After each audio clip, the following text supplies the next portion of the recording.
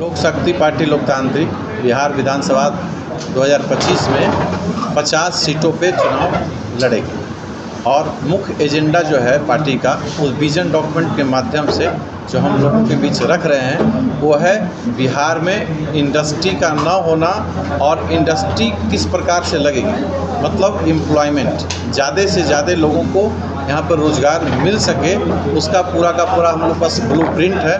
उस ब्लूप्रिंट को हम लोगों ने एक्सप्लेन करने का काम किया है। लगभग बिहार में जो सबसे बड़ा मुद्दा है बेरोज़गारी और जिसका वजह है यहाँ इंडस्ट्री की कमी। तो इंडस्ट्री की कमी दूर करने के लिए और 3 करोड़ लोगों को रोज़गार देने के लिए लगभग 4.5 लाख करोड़ रुपए का इन्वेस्टमेंट की यहाँ ज़रूरत है। लगभग एक व्यक्ति पे 1.5 लाख रुपए के आसपास इन्वेस्टमेंट होगा प्रति रोज़गार, तो 3 करोड़ लोगों को रोज़गार मिल जाएगा। 4.5 लाख करोड़ रुपए का इन्वेस्टमेंट होने के बाद लगभग हमारे जो इनकम टैक्स है, यदि 60% लोग भी इनकम टैक्स के दायरे में आते हैं तो लगभग हमारे पास रेवेन्यू 58,000 करोड़ रुपया प्रति वर्ष आएगा। और एक्साइज से लेके जीएसटी और कंज्यूमर टैक्स को यदि जोड़ते हैं तो उससे 50,000 करोड़ का रेवेन्यू आएगा। दोनों मिला के 1 लाख करोड़ से ज़्यादा का रेवेन्यू हर साल आएगा।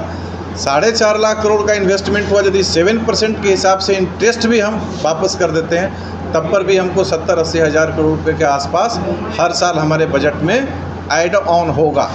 लेकिन सबसे बड़ा जो चुनौती है बिहार में कि कोई भी इन्वेस्टमेंट यदि यहाँ करता है, कोई भी आप उद्योग लगाते हैं, तो सबसे बड़ा चुनौती है लॉ एंड ऑर्डर का।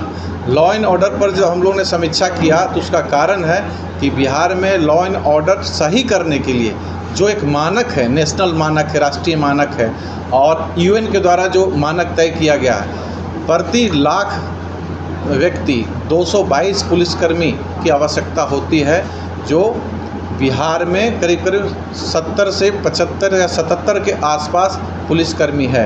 तो कानून व्यवस्था, इसलिए कानून व्यवस्था में दिक्कत आ रही है। तो उन लोगों को बहाल करने के लिए करीब 1 लाख पुलिसकर्मी की बहाली होगी। उनके लिए साधन मुहैया कराया जाएगा, आर्म्स है, एमुनेशन है, इसके अलावे ट्रेनिंग है, आपका पूरा का पूरा जो टेक्नोलॉजी से लैस करना पड़ेगा और पेट्रोलिंग के लिए गाड़ियां हैं, महिला थाना है। किसी पार्टी के साथ अलायंस करेंगे या स्वतंत्र होकर चुनाव? नहीं, लोक शक्ति पार्टी बिल्कुल स्वतंत्र होकर चुनाव लड़ेगी, सीधा सीधी जनता के साथ मिलकर चुनाव। 50 सीटों पर से कितने सीटों पे आप महिलाओं को टिकट देंगे और दलित और महादलित को कितने आरक्षण देंगे? हमारे पास करीब जो है सो लगभग हम 50% हम युवा को दे रहे हैं, 25% से ज़्यादा हम महिलाओं को दे रहे हैं और बाकी मिली-जुली लोग। उम्मीदवारों का चयन किस प्रकार से होगा? उम्मीदवारों का चयन हो रहा है कि जो पार्टी की विचारधारा है, जो सकारात्मक राजनीति में विश्वास रखते हैं, जो जातिवाद, धर्मवाद, क्षेत्रवाद, वर्गवाद और भाषावाद से ऊपर उठ के समानतावाद और विकासवाद पे भरोसा रखते हैं, ऐसे सिद्धांतों के साथ चलना चाहते हैं, उन लोगों को हम लोग चयन करेंगे।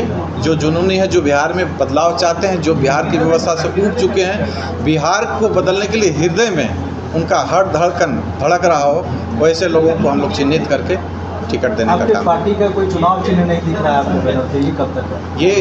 ये चुनाव आयोग को जो हम यहाँ से लिस्ट देंगे कि हम कितने सीटों पर लड़ रहे हैं, उसके बाद हमको तब फिर आप समझ रखेंगे। लोक शक्ति लोकतांत्रिक पार्टी का अपना बिहार, सक्षम बिहार का एक नारा आप दिए हैं, उस पर क्या आपका क्या है? देखिए, स्लोगन है अपन बिहार सक्षम बिहार। ये पहले तो था लेकिन आज ये नहीं है। तो ये जो मॉडल हमने पेश किया है, जो ब्लूप्रिंट, जिसमें कि 3 करोड़ लोगों को रोज़गार देंगे, जब 3 करोड़ लोगों को रोज़गार देंगे उससे रेवेन्यू भी आएगा, कानून व्यवस्था भी सुधरेगा, क्योंकि पैसे की ज़रूरत है कोई भी साधन और संसाधन के लिए। शिक्षा व्यवस्था भी दुरुस्त होगा, क्योंकि वहाँ पर भी जो मानक उसके अनुसार हमारे पास व्यवस्था कम है। और इसके साथ साथ जो आपकी स्वास्थ्य व्यवस्था है, ये मूल एजेंडा है यहाँ का।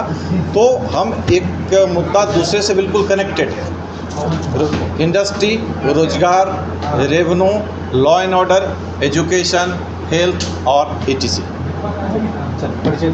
पवन कुमार, राष्ट्रीय अध्यक्ष, लोक शक्ति पार्टी लोकतांत्रिक।